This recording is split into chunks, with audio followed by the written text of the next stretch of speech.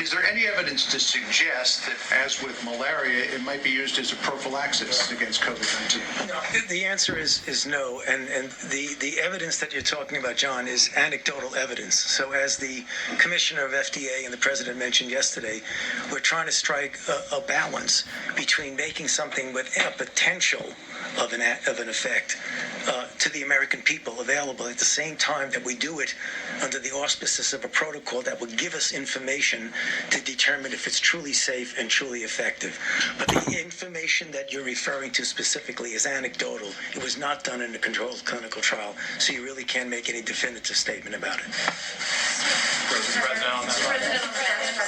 I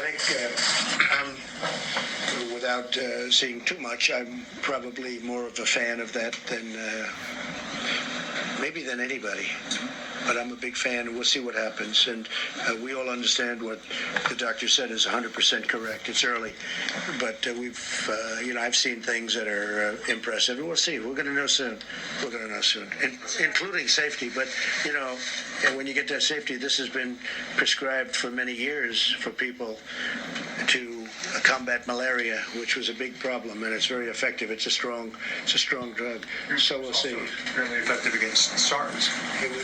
It was, as I understand that, is that a correct statement? It was fairly effective on SARS.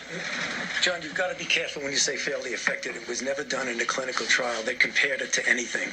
It was given to individuals and felt that maybe it worked. So was there anything to compare it to?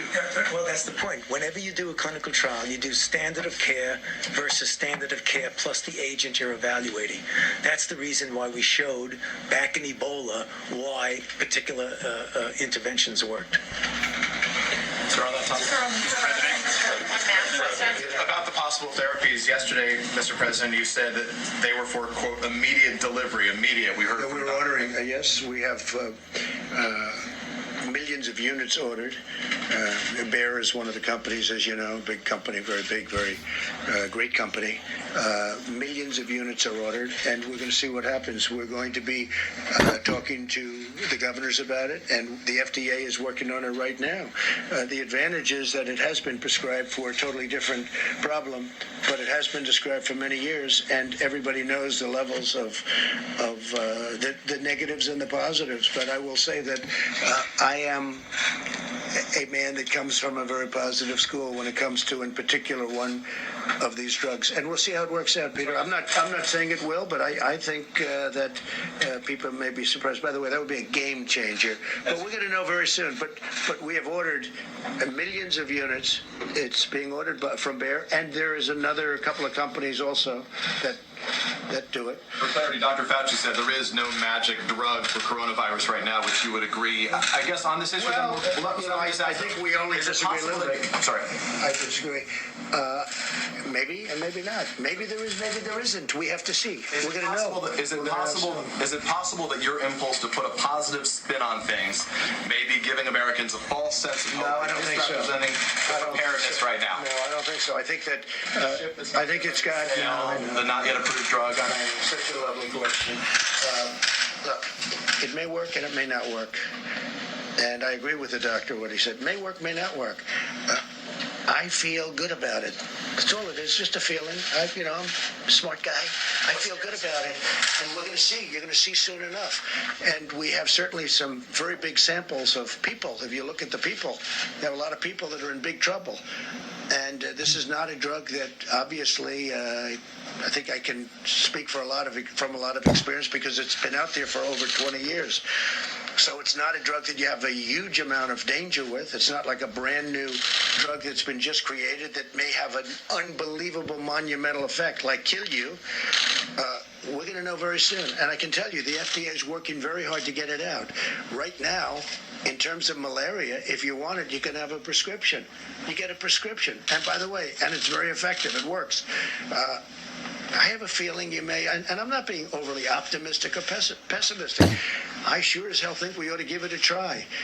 I mean, there's been some interesting things happened and some good, very good things. Let's see what happens. We have nothing to lose. You know the expression? What the hell do you have to lose? Okay? So what do you say to Americans who are nearly 200 dead? What do you say to Americans who are scared, though? I guess nearly 200 dead, 14,000 who are sick, millions, as you witnessed, who are scared right now. What do you say to Americans who are watching you right now who are scared? I say that you're a terrible reporter. That's what I say. I think it's a very nasty question, and I think it's a very bad signal that you're putting out to the American people. The American people are looking for answers, and they're looking for hope. And you're doing sensationalism, and the same with NBC and Comcast. I don't call it Comcast. I call it Comcast. Let me just for whom you work. Let me just say something.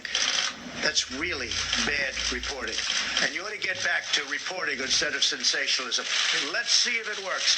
It might, and it might not. I happen to feel good about it, but who knows? I've been right a lot. Let's see what happens, John. Can I get back to the science and the logistics? You're going to be ashamed of yourself. The units that were ordered, are they for clinical trials or are they for distribution to the general patient population? We are going to, as I understand it, we are going to be taking samples in New York. Governor Cuomo very much is interested in this drug, and they are going to work on it also after they get a certain approval. We're waiting for one final approval from the FDA. We'll see what happens. But we'll use it on people that are not doing great, or even at the beginning of not feeling well. Fall under the. And John, what do we have to lose? So this would sort of. Wait, John, it's been out there for so long.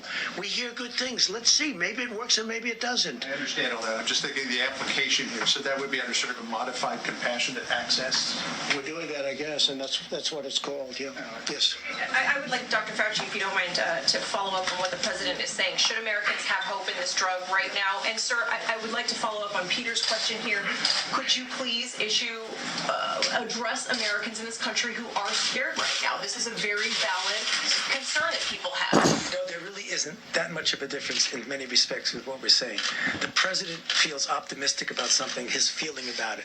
What I'm saying is that it might be effective. I'm not saying that it isn't. It might be effective, but as a scientist, as we're getting it out there, we need to do it in a way as while we are making it available for people who might want the hope that it might work, you're also collecting data that will ultimately show that it is truly effective and safe under the conditions of COVID-19.